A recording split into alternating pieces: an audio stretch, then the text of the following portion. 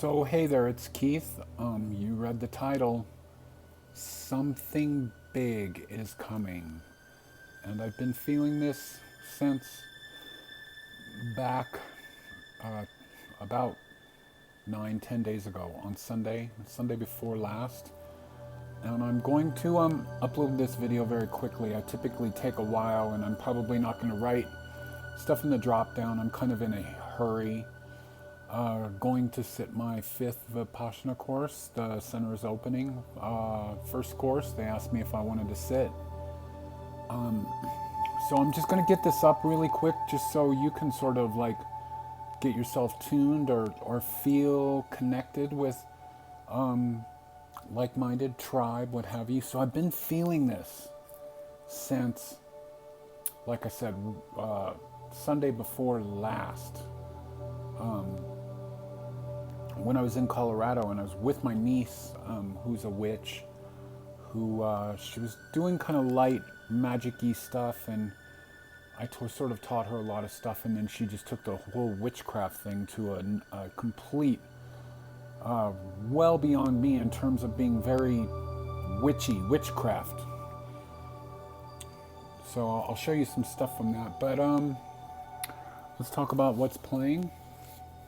So The Sky Opens by Steve Roach, a live recording of a show I was at in August at the First Methodist Church in Pasadena. Went there with my crush. It was his first time seeing any kind of show like that. All electronic. Steve Roach, our didgeridoo electronics, percussion, not percussion live, but sampled. One of the best shows I've ever seen, to a 1,200 person capacity crowd. Anyways, so I've been feeling this, of like just really intense, and the astrology would indicate that we're in a very unique time. Of course, this whole entire year, super unique. Nowhere in recorded history has this ever occurred, and so what's coming is, I'm not going to tell you it's all going to be rose gardens, but it is going to be sort of a resolution, I think, for the righteous. And so when I say righteous, that word easily gets thrown off by a lot of people because it's used in a negative connotation. So I always think of like the first time I heard it, when I was like, oh, what's he mean there? Is in Dune. He goes, we're here to stand against those who oppose the righteous, or something like that. And it's the people that are right, that are on the right fight, that are on the good fight, that are like doing what they're supposed to be doing here. Mind you, like, everybody's here for a reason, and we all have to help each other to like move forward. You just probably, unless you feel inclined, you need to have a discernment about surrounding yourself with too many like dark, low frequency people. But I'm talking about all the sort of righteous people in the high frequency realm that are not getting lost in the, the collective monster that's been created. And when I say collective, this is like much like a relationship. Except this is a whole collective consciousness that's way off base, that's based on media, that's based on Facebook propaganda, that's based on people like getting carried away with fear, and also getting carried away with the dark side of the Neptune influence. So, which is delusion. So,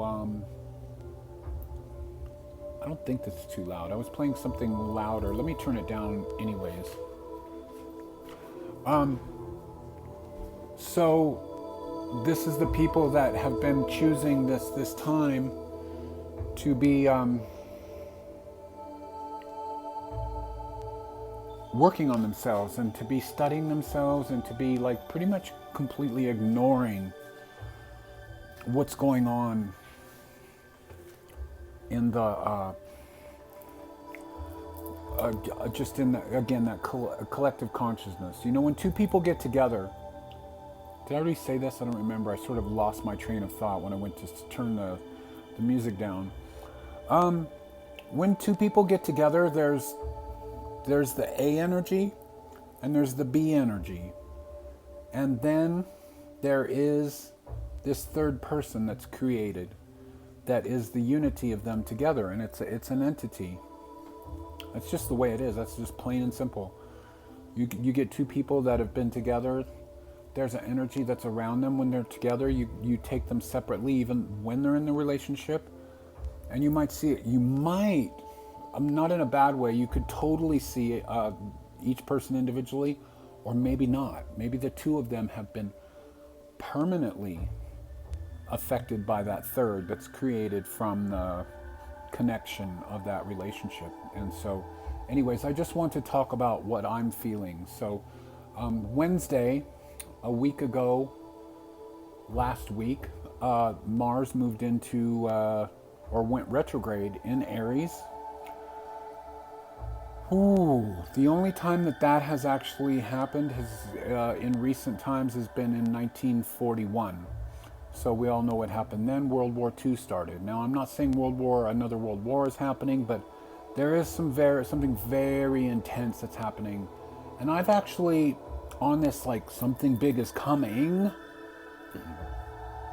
I have talked to a couple of trusted friends that are intuitive, that are saying the same thing. Yeah, something, it's coming. And it's like there's a lot going on. I want to talk about what I'm feeling and what I've gone through. I got out of the Vipassana Center from living there in May. And a lot of the entire summer has been trying to do a lot of meditation, trying to get focused down, knowing what I want to do. But a lot of it's been really abstract with a lot of intensity and energy, and but not feeling so like... It's all been internal. It's not feeling like taking a lot of exact steps to like head in that direction. So I did just notice around the same time that I headed to Colorado, I was feeling this of like a lot more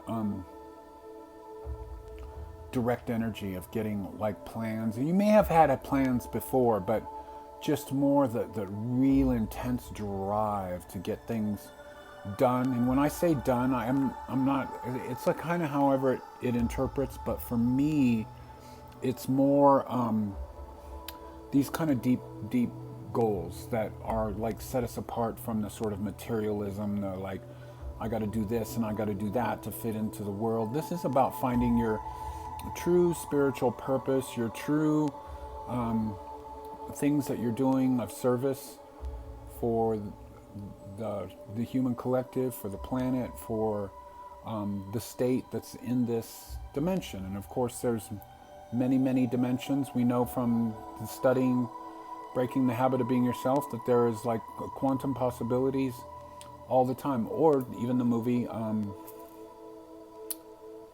What the Bleep Do We Know? Like every possibility is going on. But as far as this dimension, we're really getting this motivation to like find out what is the exactness and what exactly am I doing. And I do want to say, just so we can kind of connect, I was kind of feeling like a bit of fear. I think around the same time that I had this realization, which is now gone, I'm feeling very motivated. And these are the shifts in the personal planets, you know, mainly the moon with like day-to-day stuff, and then Mars, Mercury, and Venus. And I was feeling a little bit like, oh, what am I doing here? What is this all about? But of course, with practice, with the meditation, with like remaining equanimous, I have been feeling very, when those moments come up, fine, and just waiting for them to resolve, because everything changes, especially our thoughts as human beings. But this is really going hard here. This is a big thing that's lasting until things resolve, like into next year. This is a new energy that's available to tap into.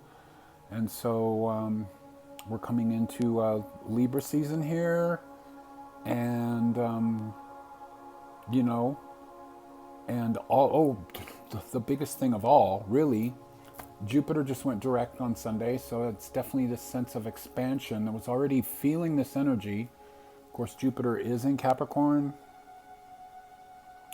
where it doesn't like to be, but Saturn is in Capricorn, where it likes to be. So a lot of these shifts are with Saturn being there. It's about what's real. Saturn sort of gets a dark connotation, but all of these planets have been, when I say these planets, Kai Pacha was calling it the boardroom, quote unquote. Pluto in Capricorn, Jupiter in Capricorn, Saturn in Capricorn. And note, is the Saturn-Pluto conjunction that went down on January 12th, which is what brought us into this fate of where we are, which is just this thing with the virus, where we also have to take a look at, as the righteous, of like observing and trying to do healing yourself firstly, always healing yourself firstly. So it's like the whole metaphor of when the oxygen masks drop in the airplane and you take care of yourself and then you help others. So of that, humans, this is a quote from Matrix, humans are viruses. They are not behaving like humans. They are not behaving like the gods that we are. And I'm speaking from a collective point of view of being a member of the collective, even though I'm trying to ignore it. But there is and many people are just waiting to get back to what's going on. So this big shift that's coming is going to be some more big, like with these people that are just waiting to get back to being greedy, back to eating at their stupid restaurants, back to the sports bars, back to being pathetic and stupid. There's going to be something more coming. That's big time. It's going to be the elections, possibly. It's going to be who knows what. It's going to be, I don't know. But be ready for maybe something a little intense again, like I said, you know. But so all these boys, when I say boys, they're all sort of masculine planets, with Pluto being maybe a little bit feminine with its dark transformative nature. Yep. Yeah. That made all of this stuff happen. So I believe that I think there was a conjunction with Jupiter and Saturn in April when the virus really hit and everything went down on lockdown. And then the three of them eventually went into retrograde at the beginning of the summer. And now Mars is in retrograde for like a short little period there. Everything was in retrograde except Venus and Mars. No, except Mercury and Venus. Mars was in retrograde. So this was just a short period of time, but intense. I had a lot of amazing things happen with me, for sure.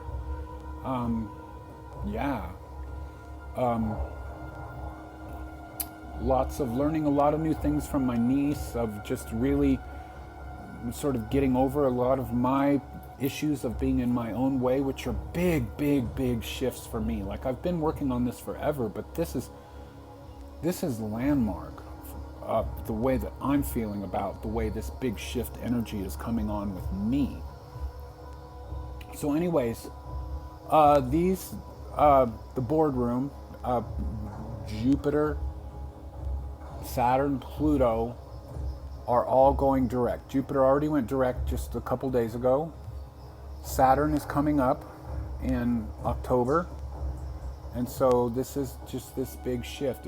My dates might be a little wrong, but there's a big shift that's going on with these very influential, culturally influential planets changing. With also we're seeing like so much potential of like Neptune is in Pisces, has been, will stay there for years to come, has been doing something, I think opposing the sun. Opposing the sun, of course, because the sun is in Virgo, and so anytime it's in opposition, it's what's 6 months there, and that of course is Pisces, and that we know is where Neptune's at. So Neptune, while the dark side of this Neptune influence is delusion, drug addiction, escapism, the positive side is well, like big new realizations, like research and like seeing like big new amazing possibilities. Along with that is also fantasy, but fantasy is a good thing because fantasy is like, it's kind of like it has this very heavy association with creativity. And so there's so much potential that's going on right now. And I just need to close up this video because I got to do some stuff, get on with it. I just wanted to get something up very quickly.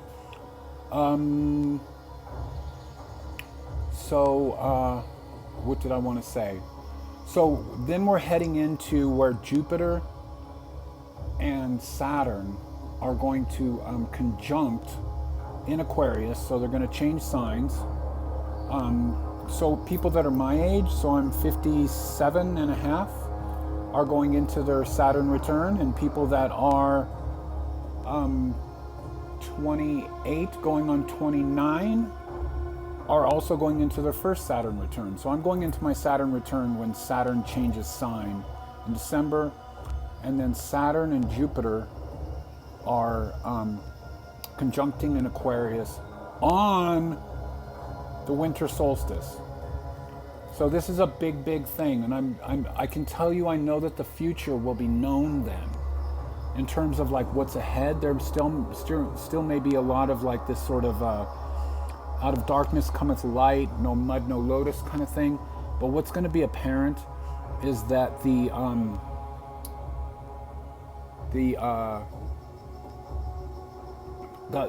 light at the end of the tunnel, it's more than just a light. It's a clear navigation about what we have to do. It's like the end of winter, and it is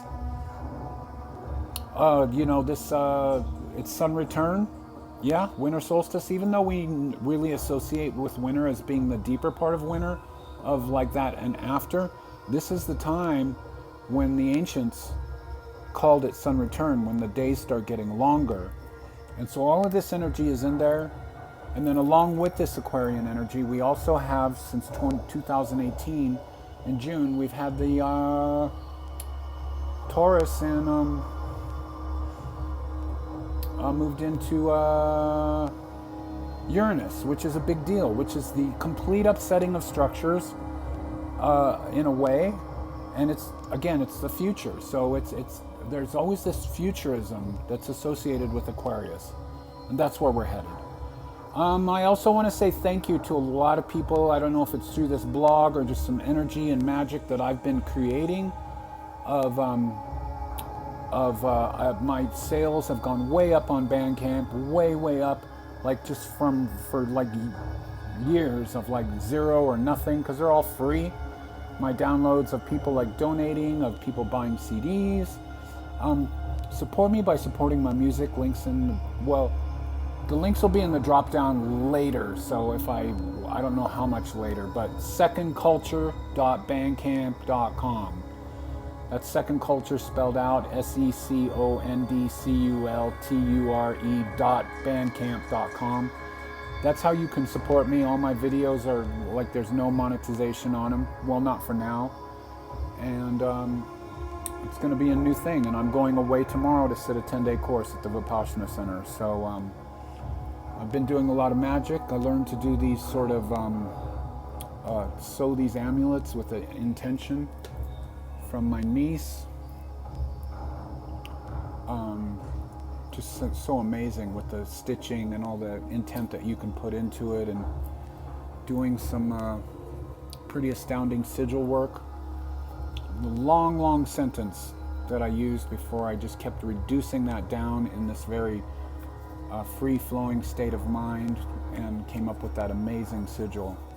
So hey, it's Keith, Bright Blessings. I want to tell you thank you, and get your sort of metaphorical surfboard ready to ride the wave.